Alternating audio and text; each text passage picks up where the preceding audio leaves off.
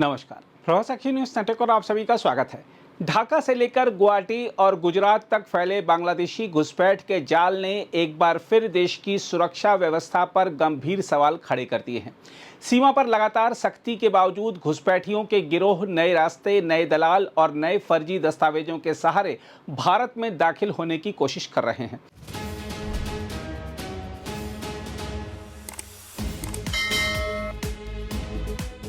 हालात इतने चिंताजनक हो चुके हैं कि अब यह केवल अवैध प्रवेश का मामला नहीं रह गया, बल्कि यह राष्ट्रीय सुरक्षा, सामाजिक संतुलन और कानून व्यवस्था के लिए सीधी चुनौती बन चुका है। ताजा घटना की बात करें तो आपको बता दें कि बांग्लादेश ने फिर आरोप लगाया है कि भारतीय सीमा सुरक्षा बल ने 9 लोगों को बांग्लादेश में भेजने की कोशिश की। बांग्लादेश बॉर्डर गार्ड ने दावा किया कि नौगांव के सपाहार सीमा क्षेत्र में 3 पुरुष, 3 महिलाएं और 3 बच्चों को जीरो लाइन के पास रोका गया। बांग्लादेशी बलों का कहना है कि उनकी कड़ी चौकसी के कारण इन लोगों को देश में घुसने नहीं दिया गया और वे सीमा पर ही फंसे रहे। इस पूरे मामले पर भारतीय पक्ष की ओर से आधिकारिक बयान सामने नहीं आया, लेकिन यह घटना सीमा पर लगातार बढ़ रही हलचल को साफ दिखाती है। इसी बीच पश्चिम बंगाल के मुर्शिदाबाद में सीमा पर ड्यूटी कर रहे सीमा सुरक्षा बल के जवान विनीत कुमार दुबे की आकाशीय बिजली गिरने से मौत हो गई। उत्तर प्रदेश के कन्नौज निवासी विनीत कुमार दुबे देर रात भारी बारिश और तूफान के बीच भारत बांग्लादेश सीमा के खुले इलाके में निगरानी कर रहे थे। बिजली गिरते ही वह गंभीर रूप से घायल हो गए और अस्पताल पहुंचने से पहले ही उनकी मौत हो गई। यह घटना बताती है कि सीमा की रक्षा में लगे जवान किस तरह हर पल जान जोखिम में डालकर देश की सुरक्षा कर रहे हैं। दूसरी ओर गुजरात सरकार की ओर से चलाया गया ऑपरेशन डेल्टा हंट देश के इतिहास में बांग्लादेशी घुसपैठियों के खिलाफ सबसे बड़ा अभियान माना जा रहा है। अहमदाबाद, सूरत, वडोदरा, राजकोट और भरूच समेत कई शहरों में एक साथ छापेमारी कर 500 से ज्यादा संदिग्ध घुसपैठियों को पकड़ा गया। जांच एजेंसियों के मुताबिक यह केवल अवैध प्रवेश का मामला नहीं है, बल्कि इसके पीछे मानव तस्करी, फर्जी पहचान पत्र, हवाला जैसे पैसों के नेटवर्क और अंतरराज्यीय गिरोह सक्रिय हैं। विश्वस्त सूत्रों के मुताबिक जांच में खुलासा हुआ है कि घुसपैठ के 2 मुख्य रास्ते इस्तेमाल किए जा रहे हैं। पहला पश्चिम बंगाल का सीमा क्षेत्र और दूसरा मेघालय, मिजोरम, असम तथा त्रिपुरा से जुड़ा पूर्वोत्तर मार्ग। घुसपैठिए खेतों, जंगलों और नदी मार्गों से रात के अंधेरे में भारत में दाखिल होते हैं। कई बार नावों का इस्तेमाल किया जाता है ताकि सुरक्षा बलों की नज़र से बचा जा सके। सीमा पार करने के बाद दलाल इन्हें अलग अलग राज्यों तक बस और रेल के जरिए पहुंचाते हैं। सबसे खतरनाक पहलू यह है कि यह पूरा नेटवर्क दोनों देशों में बैठे एजेंटों के सहयोग से चलता है।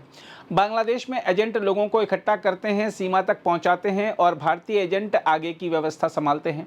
फर्जी आधार कार्ड, मतदाता पहचान पत्र, पैन कार्ड, ड्राइविंग लाइसेंस और यहां तक कि भारतीय पासपोर्ट तक तैयार करा दिए जाते हैं। कई मामलों में घुसपैठिए भारत आने के बाद अपने मूल बांग्लादेशी दस्तावेज नष्ट कर देते हैं ताकि पहचान साबित करना मुश्किल हो जाए।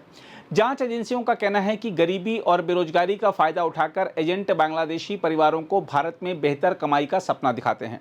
महिलाओं को घरेलू काम और ब्यूटी पार्लरों में नौकरी का लालच दिया जाता है, जबकि युवकों को मजदूरी और दूसरे कामों का भरोसा दिया जाता है। लेकिन कई मामलों में महिलाओं को देह व्यापार जैसे गंदे धंधों में धकेले जाने की बात भी सामने आई है। एजेंटों का मकसद केवल पैसा कमाना होता है और इसके लिए वह मानवता तक को बेचने से पीछे नहीं हटते। इस बीच गुवाहाटी में भी लगातार बांग्लादेशियों की गिरफ्तारी ने घुसपैठियों की चिंता बढ़ा दी है।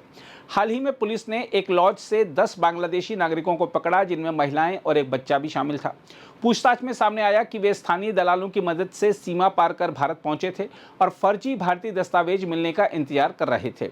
इससे पहले भी गुवाहाटी में कई जगहों से संदिग्ध घुसपैठियों को हिरासत में लिया जा चुका है।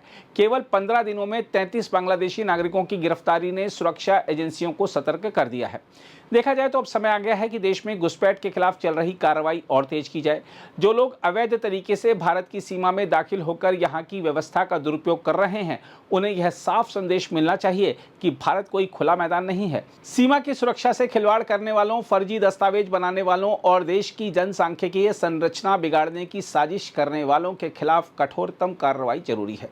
बांग्लादेशी घुसपैठियों और उनके मददगारों को यह चेतावनी समझ लेनी चाहिए कि अब देश की सुरक्षा एजेंसियां पूरी ताकत के साथ सक्रिय हैं। सीमा पार कर भारत में अवैध रूप से घुसने की हर कोशिश नाकाम की जाएगी और कानून तोड़ने वालों को किसी भी कीमत पर बख्शा नहीं जाएगा। अगर आप भी लेना चाहते हैं देश दुनिया की तमाम जानकारी तो आज ही सब्सक्राइब करें हमारे चैनल को। साथ ही नीचे दिए बेल आइकन को जरूर दबाएं ताकि हर अपडेट आप तक पहुंच सके।